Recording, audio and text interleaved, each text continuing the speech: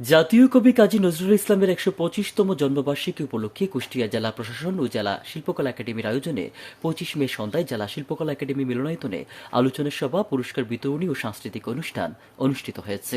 জন্মবার্ষিকী অনুষ্ঠানের সভাপতিত্ব করেন জেলা প্রশাসক মোহাম্মদ এহতেশাম রেজা। সভায় পুরস্কার বিতরণ ও সাংস্কৃতিক অনুষ্ঠানও অনুষ্ঠিত হয়। অনুষ্ঠানে বক্তব্য রাখেন সাংবাদিক সহ শিল্পকলা একাডেমির সদস্যরা। আলোচনা সভায় অতিথিরা বলেন, জাতীয় কবি সামান্য কিছু নয়। কবি কাজী নজরুল ইসলামের জীবনী শুরু থেকে সমাপ্তি পর্যন্ত আলোচনা করে তারা বলেন, তিনি ছিলেন অসাম্প্রদায়িক একজন কবি। তিনি ইসলাম ধর্মের জন্য ২০০০ গজল রচনা করে গেছেন।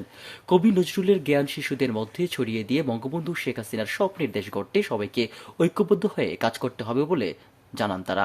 আলোচনা সভা শেষে পুরস্কার বিতরণ ও সাংস্কৃতিক অনুষ্ঠান অনুষ্ঠিত হয়। কুষ্টিয়া থেকে হাসিবুল ইসলামের রিপোর্ট, আমার বার্তা ডিজিটাল।